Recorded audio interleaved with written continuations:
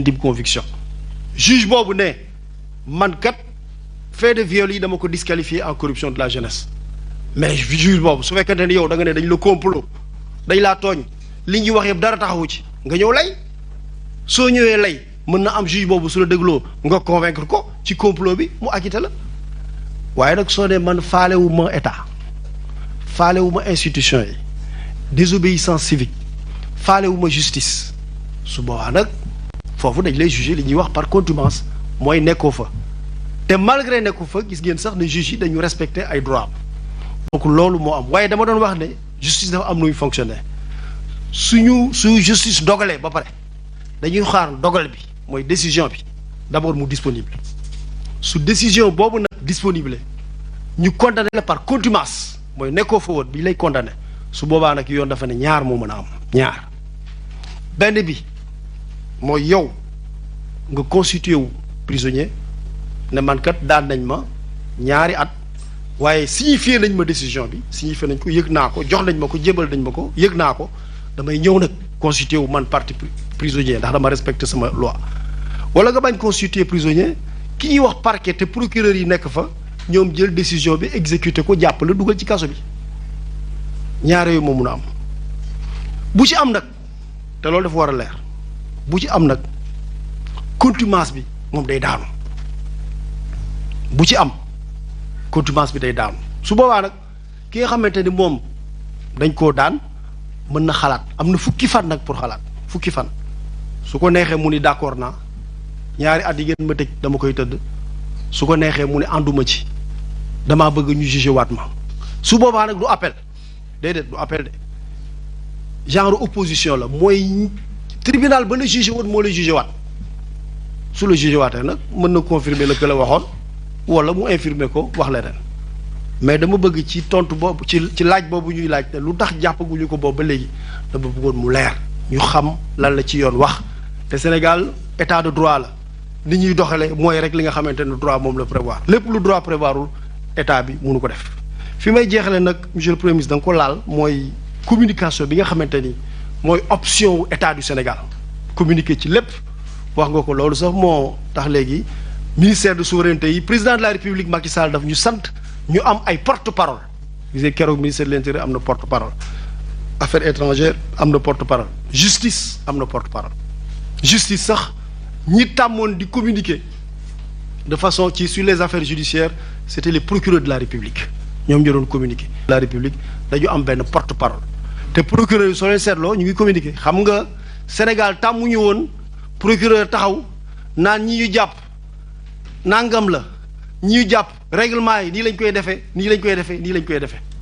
procureur dañu commence parce que loolu c'est le besoin d'ouverture de communiquer avec le public et d'éclairer l'opinion moo tax soo leen seetloo procureur Dakar ak procureur Pikine parce que li ci ëpp fii ci Dakar ak Pikine la woon ak Ziguinchor soo leen seetloo ñoom communiquer nañu wax nañu règlement yi sànq premier ministre fàttali na ko Dakar ñi ñu jàpp lim bi te mu ñëw en tout cas ci parquet yi mat na à peu près 400 Pikine ñu ngi yem ci 300 waaye loolu nag procureur yi su ñëwee dañuy def tri duñu ñëw dañuy jàpp ñëpp dugal kaso déedéet su ñu ñëwee dañuy xool li ñu seetlu mooy événement yi yu 1er ak 2 juin bi dafa bari woon ay xale daanaka xale yi ñoo ci ëpp daanaka ay mineurs yi ñoo ci ëpp mineurs yooyu nag comme ni ko premier ministre waxee ñi nga xamante ne dañu am moins de 15 ans ñooy ñoom dañ leen bàyyi ñu dem amul poursuite ndaxte ay xale lañu xam nga xale bu am 12 ans 13 ans doo ko poursuivre donc ñooñu dañ leen bàyyi ñu dem delloo leen seen i waajur ñi nga xamante ni nag dañu am plus mais amaguñu 18 ans mais am nañu plus ñooñu dañ leen bàyyi def leen liberté provisoire parce que dañ leen di yóbbu devant le tribunal pour enfants parce que loolu tam yoon moo ko wax am na at boo xam ne soo ko amee te nekk go majeur nga def li nga war a def dañ lay yóbbu devant le tribunal pour enfants avec l'assistance de l'AEMO ñu ñëw xool ndax dañ lay yóbbu en éducation surveillée jàngal la métier ak yooyu donc xale yi noonu lañ leen di la leen procureur yi wax ci seen communiqué ne noonu leen traité mu am nag ñeneen ñoo xamante ni dañu gis ne dañu participer à des manifestations interdites ñooñu procureur dañu leen di yóbbu li ñuy wax flagrant délit yóbbu leen ci juge bi mu juge leen soo leen seetloo semaine bale am na 44 yu ñuy yóbbu ci tribunal bi presque ñëpp dañ leen bàyyi waaye justice mooy fonctionner noonu du ñu wax jàpp leen de bu leen bàyyi déedéet procureur daf leen di jàpp yóbbu leen flagrant délit suñu demee ci juge bi mun na leen bàyyi mu am nag ñeneen ñoo xam ne nag c'est des meneurs ñoom ñooy defar cocktail molotov yi ñoom ñooy def appel à l'insurrection yi ñoom ñooy coordonner opération yi ñooñu nag justice da leen di teg loxo pour les besoins d'enquête pour les besoins d'instruction pour les besoins d'information judiciaire dañ leen di téye ñooñu waaye ñu ci bëri noonu lañ ko def te loolu may wax ni démb soo leen seetloo loolu la procureur yi wax donc foofu rek laa yem monsieur le premier ministre di joxe rek yenn information yi ne que dafa am dossier yi ñuy wax mooy dossier Cour des comptes bi dañ ci laaj may wax rek ne Cour des comptes bi ñu defee seen rapport ba pare ci utiliser dañ ko jébbal ministère de la justice fanaanu fa sax dafa ñëw rek ministre de la justice saisir procureur de la république nag moom moo saisir les officiers de police judiciaire en l'occurrence c'est la DIC d'ailleurs qui a été choisie DIC la ñu dénk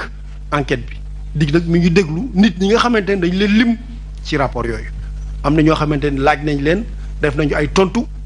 laaj nañ leen ay justificatif ñii indi nañu justificatif ñii indi wuñu justificatif dem nañu sax ba def enquête de patrimoine ci nga xamante ni dañ leen tudd ci loolu l'enquête boobu mi ngi dem te mu ngi avancé bu baax xam naa sax dig ñoom léegi ñu pare ci donc loolu laa doon wax di jeexale rek ndax dañoo jàkkaarloog monsieur le premier ministre ay journaliste moo tax may wax ne journaliste Sénégal kat xam nga journaliste su ñu nee journaliste bi ngi kaso rek baaxul ci démocratie parce que dafay mel ne réew la boo xam ne dañuy noot liberté d'expression des journalistes Sénégal nag nekkul réew bu ñuy noot liberté d'expression des journalistes Sénégal dëkk la boo xam ne dañu gëm journaliste dañu fonk journaliste mun nañu jàpp sax ne progrès démocratique yu bari yu am ci suñu réew suñu doon génne les facteurs explicatifs souvent indépendance de la presse daf ciy bokk comme facteur explicatif je me rappelle en 2000 suñu doon wax qu'est-ce qui a permis l'alternance au Sénégal on disait l'indépendance de la presse parce que journaliste Sénégal ñoo inauguré woon une pratique rendre compte immédiatement sur les radios des résultats par bureau de vote ce qui avait empêché la possibilité de fraude électorale te soo leen seetloo loolu ba léegi nekk na sax une tradition une pratique boo xam ne ñëpp accepté nañ ko même si d'ailleurs du point de vue de la légalité c'est limite voilà mais dañ ko accepté parce que c'est une pratique boo xam ne gis nañ dafa baax donc journalistes yi Sénégal am nañ ci lu bari waaye soo leen seetloo ñaar wala ñetti journalistes tey ñoo nekk ci biir kaso bi ñaar wala ñett loolu kay mooy topp ñu leen ndax seen liggéeyu journaliste topp ñu leen pour des délits de presse waaye nag dañoo def loo xamante ni yoon daf koy tere journaliste boo xam ne day def ay live def appel à l'insurrection journaliste boo xam ne day attaquer directeur général de la police nationale yekk ko lu ko neex attaquer au commandant de la gendarmerie saper force de défense et de moralu force de défense et de sécurité yi wax lu ko neex tooñ su boobaa nag ñu ne journaliste nga de waaye nag soo wàccee fàtte sa statut journaliste def loo xamante ne journaliste waru koo def yoon tam da lay topp loolu moo tax nag ñuy wax ne état bi vraiment bëggoon na nag li ñuy wax correct te mu nekk le tribunal des pairs parce que journalistes yi comme yeneen kuréel yu bari avocats yi médecins yi dañu am ordre avocats yi dañu am seen ordre ñu bari dañu am seen ordre ñu ni tribunal des pairs boobu nag war nañu tamit jàppale état bi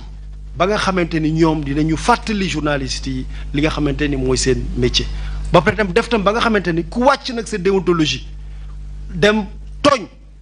wala violer loi bi ñoom ñu mën la rappeler à l'ordre avant même que état bi di déclencher ay poursuites. Il y a des affaires de viol qui ont été jugées dans des périodes beaucoup plus raccourcies. Pour rentrer dans le détail ici, le juge d'instruction a pris son ordonnance de renvoi devant la chambre criminelle le 18 janvier 2023. 18 janvier 2023. Cela veut dire quoi? Cela veut dire que dès la disponibilité de l'ordonnance de renvoi, le procès aurait pu être audiencé dans les 15 jours, voire les 3 semaines qui suivent, c'est-à-dire courant du mois de février. Les autorités judiciaires de notre pays, en l'occurrence la chambre criminelle, a opté de ne pas le faire. Pourquoi? Parce que immédiatement après, les avocats de Ousmane Sonko ont saisi la cour d'appel, notamment sa chambre d'accusation, pour annuler l'ordonnance de renvoi devant la chambre criminelle. Tous les habitués des prétoires, tous les avocats, tous les gens de justice savent bien que la saisine, en l'occurrence de la cour d'appel, n'était pas un obstacle à la programmation du procès. Pas du tout. Mais le juge a fait l'option d'attendre que la chambre d'accusation statue. La chambre d'accusation a rejeté la demande des avocats de Ousmane Sonko en mars 2023. Là aussi, il était possible à la chambre criminelle de programmer le procès et que le procès se tienne. Comme disait un journaliste l'autre jour lors d'une